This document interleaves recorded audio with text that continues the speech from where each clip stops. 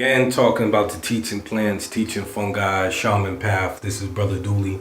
Um, while I was leaving off, I was talking about the benefits and how you have even the medical scientific community exploring the benefits of teaching plants, teaching fungi. And I left off how this guy who was a war veteran who I met at UMass Amherst, where I did a talk over there on urban shamanism, how he took ayahuasca and how that helped heal him, from post-traumatic stress disorder. He was able to sleep for the first time. It was this one sister who was actually I'm trying to invite for this conference I'm putting together, hopefully this summer, called the Urban Shaman Psychedelic Conference. She was initiated within the Beatweed tradition of Gabon in Africa, and she was dealing with the medicine plant Iboga or Ibogaine. And her experience was so deep that she was able to go back in time and look through her ancestors' eyes when they were, she said, literally, she seen these people running through a field trying to escape slavery. So through her experience, she was able to help her ancestral line, which was deep. So for me, there's a lot of benefit to be associated with the teaching plants, the teaching fungi.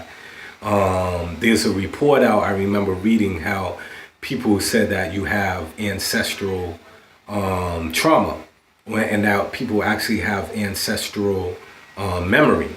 So when we deal with what we call the transatlantic slave trade, or when we deal with the trauma of slavery of Ma'afa, then we understand that there's a lot of work, there's a lot of trauma that needs to be healed, not only in the past, but even things that are happening right now in the streets.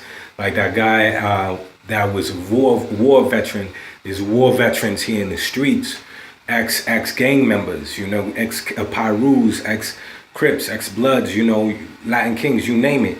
And those who might have gave up that lifestyle, there's many of these people that need that healing.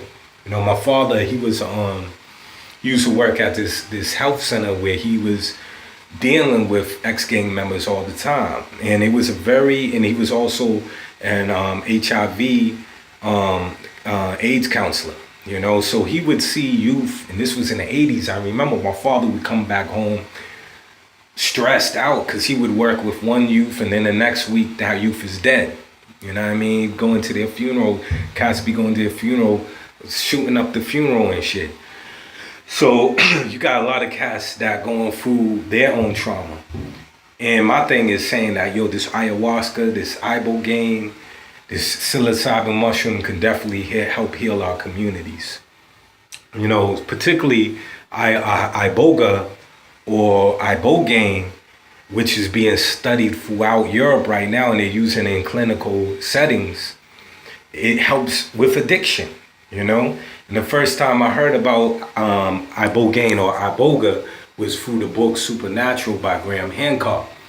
And I was impressed by that whole book, but that particular chapter that was talking about the iboga plant, which they talked about how it deals with addiction, but also it's a time travel plant. It's deep, y'all. So a lot of these people who have addictions and actually take this plant actually go on a journey back into time, with that first time where they shot up or sniffed that line or whatever, and they're actually back at that time where they can set up a different scenario, actually change their whole DNA. So when they come back from the journey, they literally have never took the drug. That's why those addicts and those who dealing with alcoholism, whatever, that go on these trips, that's why it's a 99.9% success rate with kicking addiction with no withdrawals. So for those people out there that say, well, you're dealing with a drug or talking about promoting, well, none of these drugs, first of all, these teaching plants are helping people kick real drug habits. And second of all, ayahuasca, iboga, psilocybin, these aren't addictive plants, fungi at all. And truth be told, when you start to go within these type of journeys and do this work, it's never was to be a recreational thing. You know, for those who really experience and go in intense journeys, it's something that you really don't want to do on a regular basis, because a lot of times it's bringing up your ish, you know, and that's another reason why I believe some people, even within the conscious community, whatever, don't want to deal with this thing called a shaman path with a 10-foot pole or whatever, because a person can confront like they're conscious, this and that. But when you start to take these plants, these fungi, guess what? You can't fake the funk. You have to deal with yourself. All that internal stuff, that subconscious stuff, some things that are going on in your psyche, it will come up within the journey, because these teaching plants are there to help you become a better person. That's his main job. It's a teacher. You know what I mean? So rather than sit with a guru, sage, rabbi, imam or whatever, the teaching plant's right there to put that mirror to your face and for you to be a better person. You know what I mean? Straight up. So that's why many people, when I even come and approach them on the level of teaching plants, they be like, nah, I'm good, Dooley, I'm good. I don't want to deal. I don't know what might come up for me. And what that tells me is that you have a big majority of people out there that are scared of their own self. You know, people say they want truth, they want power, they want to be able to have, take a more front seat driver experience to their life. But when it comes down to it, people really don't want to do the work. They just want to act like they ill or act like they sound deep or whatever. But these plants, this ain't no intellectual thing. This ain't no, I'm going to quote some next man thing or whatever. This is a journey, a soul journey dealing with yourself. And the first stage is a lot to these teaching plants is really self-examination, purging, letting go a lot of the things that don't serve you no more. And then there's various levels beyond that. That's when you start going into that intergalactic stage and downloading a cosmic information and all kinds of things. But again, we come from a culture where many people are taught in this society to be always in control, you know, control, competitiveness, this, that, and the other. That's why these people don't want to deal with these teaching plants, because these teaching plants, you're going to go on a ride, and sometimes you might be surprised where you might end up. You know what I mean? And that takes a level of trust within the process, and it takes a lot of place of humbleness. You know what I mean? Yeah, being humble along because you approach these plants in a way of sacredness. And I know like, yo, I'm ill, I'm about to. No, you know what I mean? Every time I go to them asking them, please, can you show me more about life, about reality, about myself? How can I help myself to become a better person? You know?